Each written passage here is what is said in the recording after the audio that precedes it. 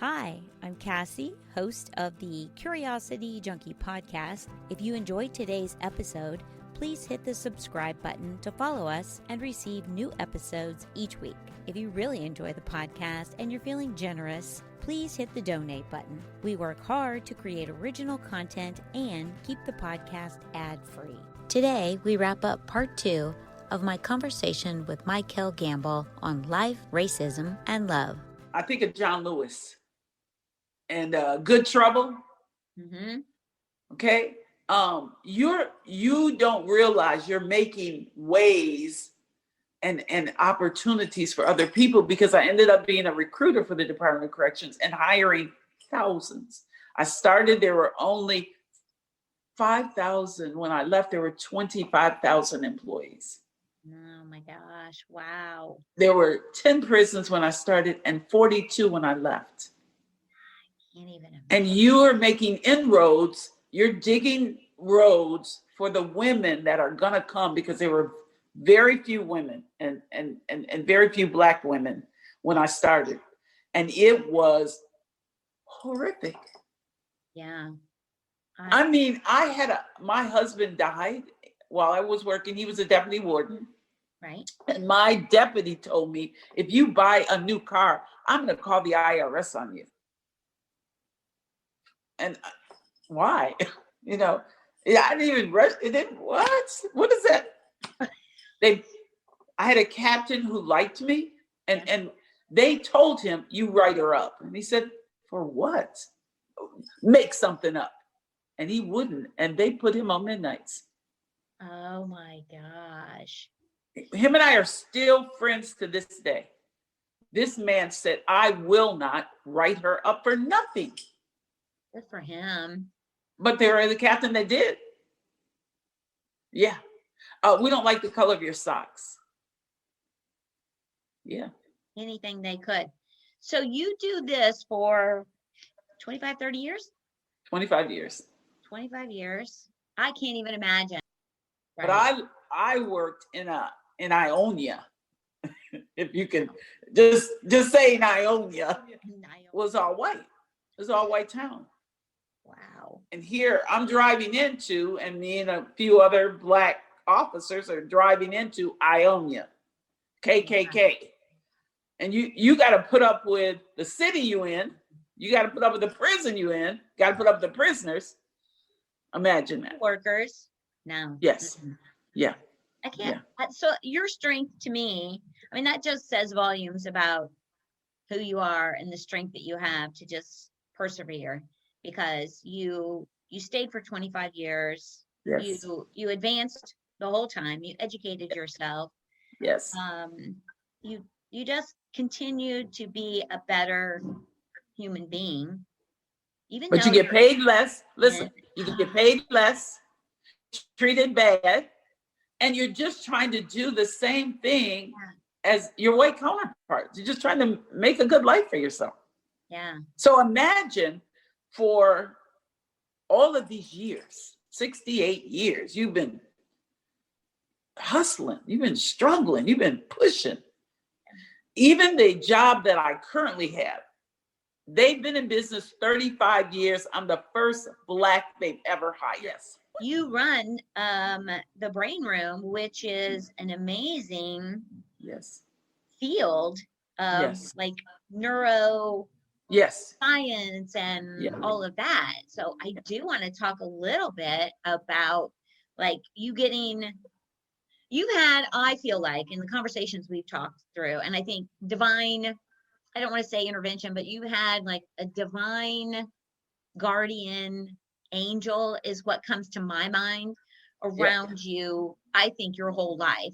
Because I think there's not one person that walks into a prison as a guard and happens on an old boyfriend who says he'll make sure she's okay. Like, that's a random moment. You're meant to be there. He's meant to be there. Like all of that crazy stuff happens. Yes.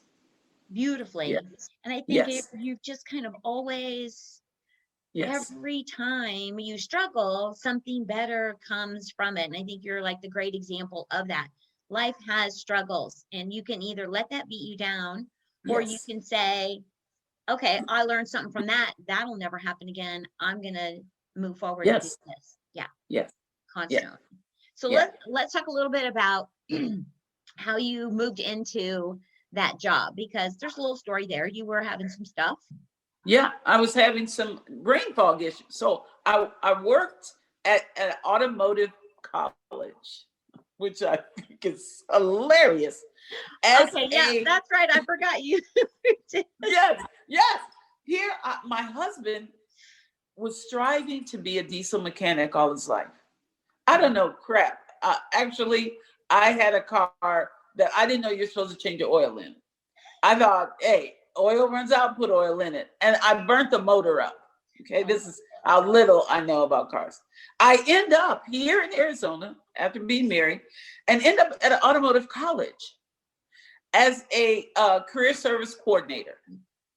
I was a recruiter in Michigan, so of course I talked my way into this job at this automotive school, who my boss and I are still best friends. I love it. So I'm a recruiter, and I started having brain fog issues, like mixing up letters. It was bad, and I worked there 8 years, and I left, and they're like, well, are you gonna come back? No, I'm having issues. Next door to where I get my manicure, my pedicure, and my massage is this place and there was a brain outside of it. And I thought, ooh, I wonder what they do in there, because I'm having some issues. And I go in, and this lady talks me into a foot detox, which I'd never heard of and never had. I'm like, okay. She said, well, you should talk to the doctor. Okay. Sure. So I get the detox. I end up meeting with the doctor, and it really changed my everything. He told me to stop eating gluten, stop eating processed food. So I go home, I clean my cupboards out. My husband's like, what the heck? What are you doing? You talk to this white man and he tells you to stop eating stuff and you just take everything out of our cupboards? Yes. I did that for 6 months. And I realized all of the things I was taking in that were harming me. So I thought, oh, I got to tell people about you. Actually, I think you need to hire me. That's what you need to do. You need to hire me so I can tell people about you. I had taken neurofeedback in college. Yeah. And I have a degree, And so the young lady that was working there was quitting. And he needed someone to work in the screen room. And he found out that I had taken neurofeedback in college, which who does that? Right. It's like a random moment. Yes. Yes. Divine. That's right, Gal. Yes. Like, someone's watching you. And I took executive functions of the brain. And I took it because I thought, oh, that sounds so interesting. My husband's like, no one takes that for a elective. Well, I do. Right. So I talk him into hiring me. He hires me. Right. And it was because I was having issues. My husband's like, no, only you could do that. Walk in and tell this man to hire you. And he's like, okay, sounds good to me. and so I got hired. And it's been a journey. And so that's how I got into this field that I'm in. And it's an amazing field. It is. I've learned so much about what we put into our bodies, how our bodies respond to it, how our brain responds to toxic chemicals, EMF. But I've always been a person for years. I believe God created our bodies to heal themselves. Mm-hmm. Mm-hmm. And what we put in it either enhances that healing process or it harms it. So it really is evaluating, and everybody's different.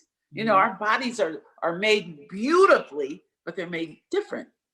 But we're all human and we're all raised together. We just have different thought processes. And that's what I think sometimes harms us, because we have those barriers that we put up that we're not open to learn about others. Right. And I think that's, I was having a great conversation with a gal last week, and she talked a lot about cultural conditioning. And I love that term because Yes. I couldn't really put a name on it, but that's really what Yes. it is. We grow up Yes. with cultural conditioning. Yes. It's not anyone's fault. It's just, we're taught by people who were taught by people who were taught by people, Yes. and we Yes. only know what they know. And so we're Yes. taught the racism piece. And Yes. I know that a lot of people think there's really not racism anymore and that systemic racism doesn't exist, but it does. And it's still a thing.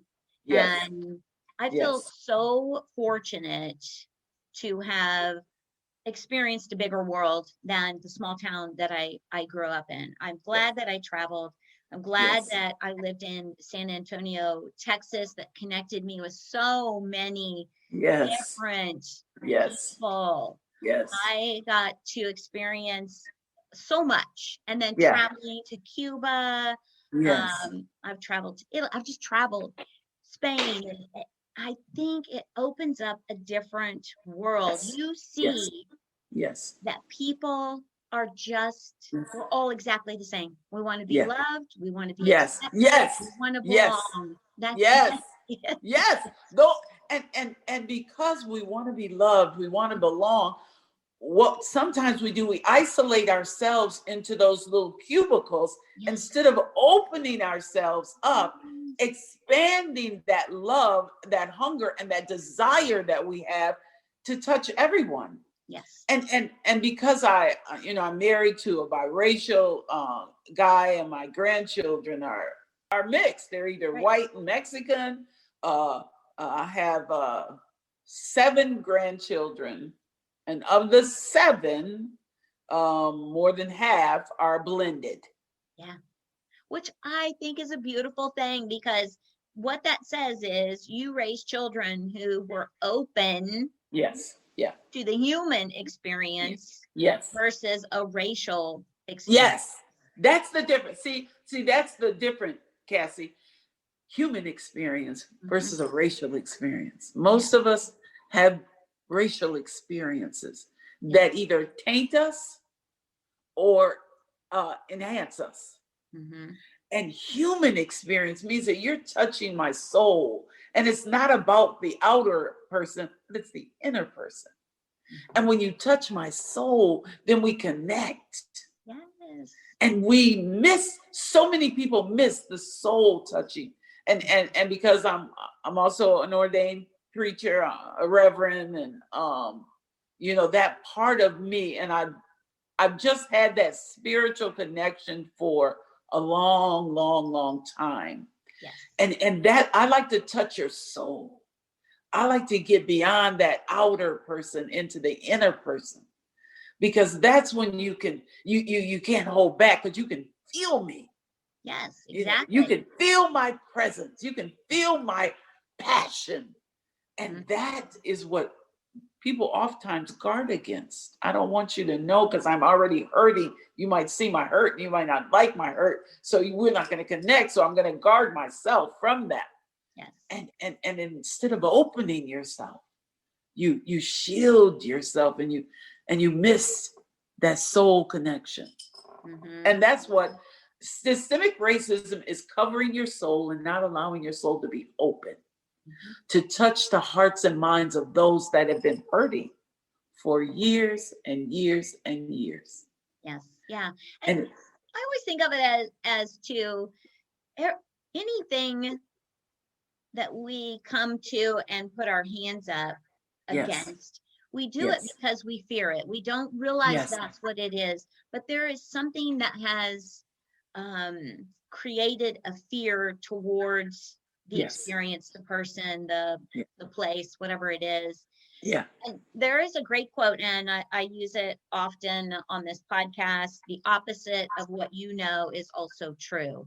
And if we could all just realize that we're taught, we only know what we're taught. Yes. People who only know what they're taught. So if you could just be open enough to learn from the person standing in front of you. They may be completely different than you. But they could teach you something amazing. And if you could just connect with them on an energy level, a spiritual level, love level. What a beautiful Yeah. place. It would be a beautiful place. And you have, it's interesting because you reach beyond what you see. Mhm. You know, it's not about what I see, it's beyond what I see. And so oftentimes people don't want to reach. Yeah. You know, they don't want to hold your hand. It's amazing.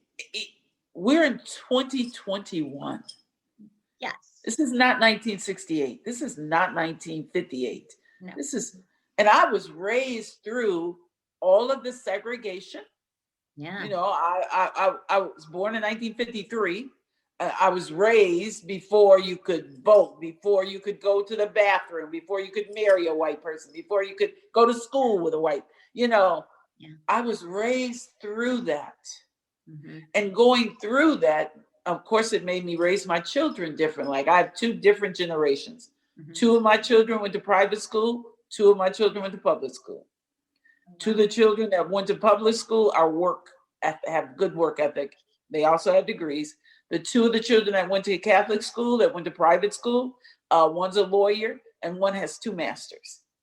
Wow. And the reason is where I was Mm-hmm. at the time of raising. Right. What you were thinking about. Mm-hmm. What I saw as a parent raising these children in a multicultural world where now blacks and whites are going to school together. You can go to the bathroom at the same time, those kinds of things. Because when I was coming up, we couldn't do that. You and I could not be having this conversation right now.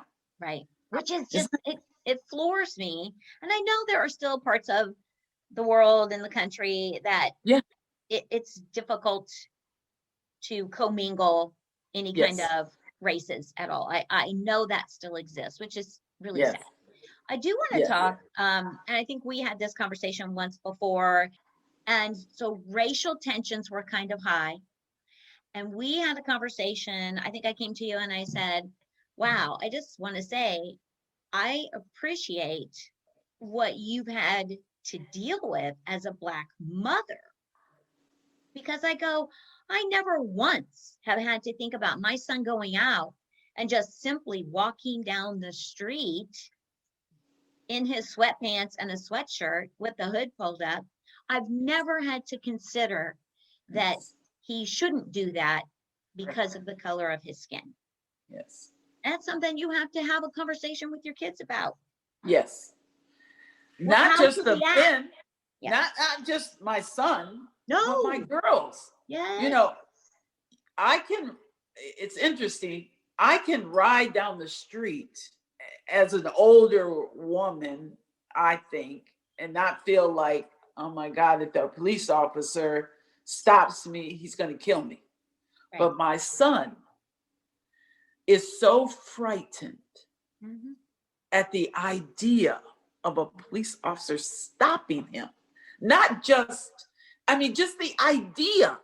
You got to be on guard the rest of your life because you're afraid that if you get stopped by a police officer, he's going to kill you. Yeah. Well, how do you live with that? It's traumatizing. Right. That is a stress level. And that's, this is kind of the piece I want to stress when people get defensive about white privilege. Yes. People talk about white privilege. Yes. This is what we're talking about. Our sons don't, as a white mother, I don't experience what you experience as a Black mother. Right. There is stress. Yes. There's an added stress that I don't have because of the color of my skin.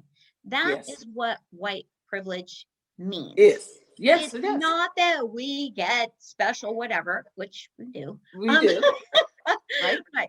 It's more about how in general you are treated because of the color of your skin, and I am treated because of the color of my skin, and our children are treated because of the color of their skin.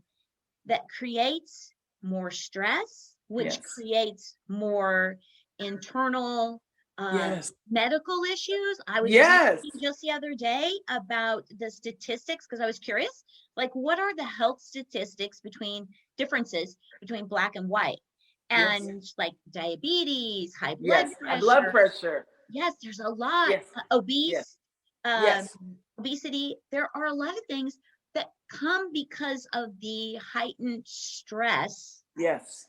Yes. of just living day to day, which Yes. seems so, I'm white. So I just go, the compassion I have, that's why I came to you and I was just like, I get it. I was reading about it and I'm like, I can't even Yes. imagine Yes. what that's been like. Yeah. And thinking about COVID and the pre-existing conditions that brown people have, Yeah. one because of maybe economics, because of the food they ate, because of where they live. Yeah. COVID affects brown people differently. Yes. Us. It's affected us different. Right. You got to think about, dang, if I get it, am I going to die? Yeah. Because on average, I have high blood pressure. I don't have diabetes. I have asthma, which that in and of itself, right, at pre-existing conditions that most of us have. And if you have a stressless life, I ain't got to worry about pretty much anything other than, make sure I got a job and I can feed my kids.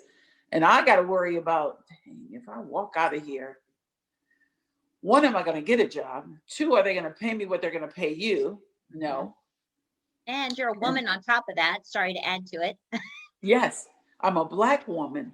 And so all of that stress, inner turmoil, fight or flight that you got to have in you creates even more health issues for you. Right. Absolutely. Yeah. The studies I was reading is amazing. And there are so many. This was shocking to me that they were, I was reading about systemic racism and it said, one of the pieces of that is that the Black communities, the hospitals aren't close to those because they tend to be poor. Yes. And the hospitals want to go into a lucrative area. Yes. So, yes. so they're built in the communities where the money is. So the access to medical care is harder and people are afraid. This is all what I was reading in this study, and I'll put some links in too so that people can go to it. There's some really great videos that I'm going to share about just thinking about what systemic racism is, because we don't think about how deep it goes. And so it was talking about how if you're Black going into, or Hispanic, it talked about that too, going into a hospital, you have that fear that if all the people there are giving you care and they're white, they come with stuff because we're culturally conditioned. And are you going to get treated differently? It's not, you're going to be, but you're in fear. You're sick. Am I going to get the care I need because of the color of my skin? I never have to think about that. Okay, so if you ever do any research, most studies on the human body were done on white men.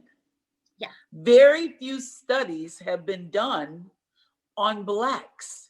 I've only seen one, and it was an inhaler that had done studies on African Americans, and it said, if you're African American, you should not use this product. That was the only study.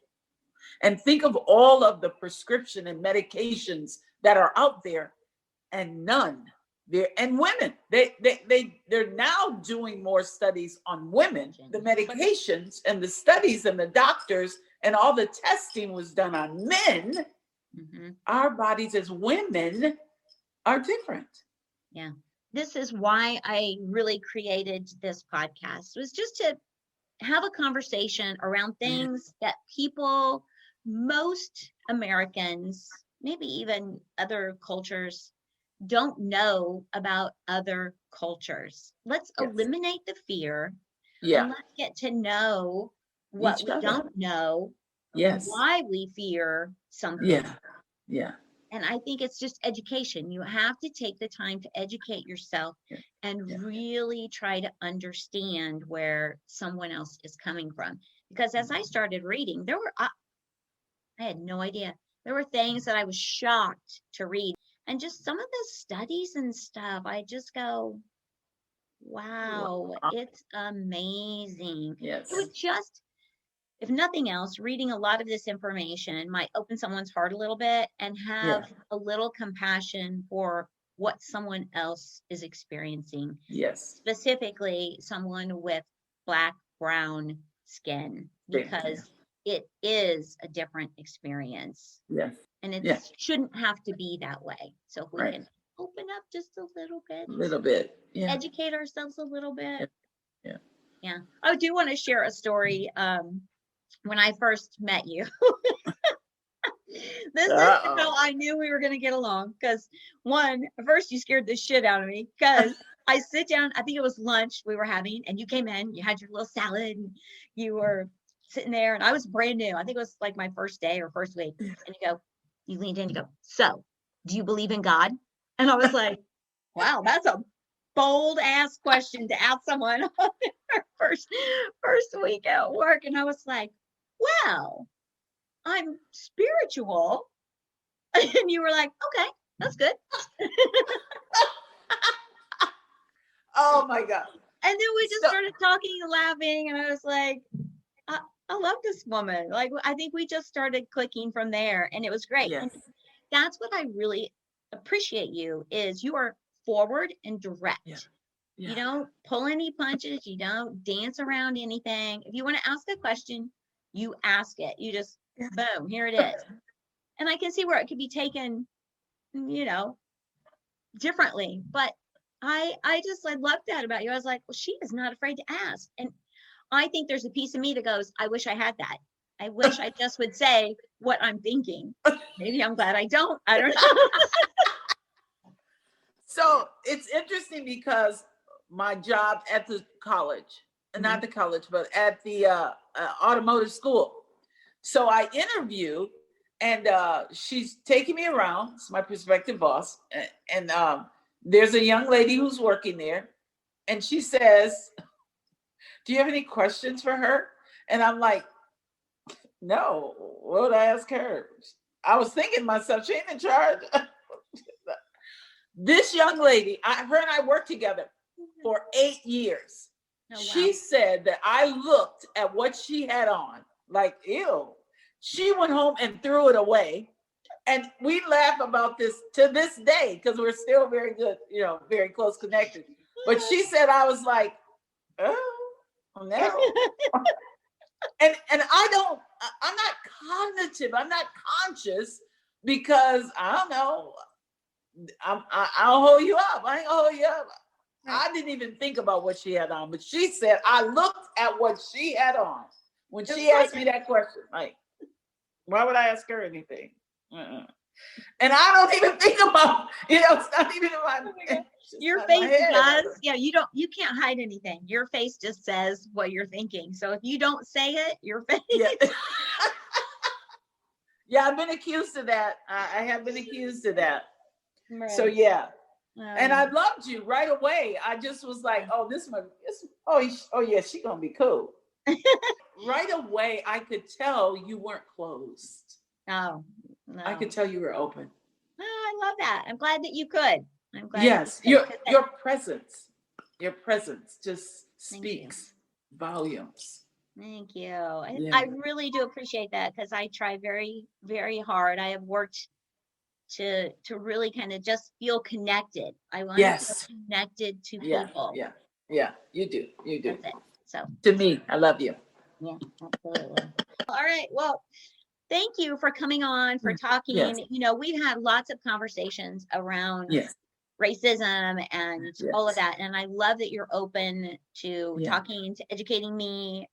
There's a lot of stuff that you've shared with me that has made me want to dive in and really learn more. So I want to say thank you for doing that, for doing it gracefully, and really taking the time to help educate me on racism, and for having an open heart, because you do as well. I have always felt welcomed by you, and just I can feel your love. I love that. Yes. So, well, thank you. Thanks for coming on and absolutely talking about all things Mycheal. It's been fun.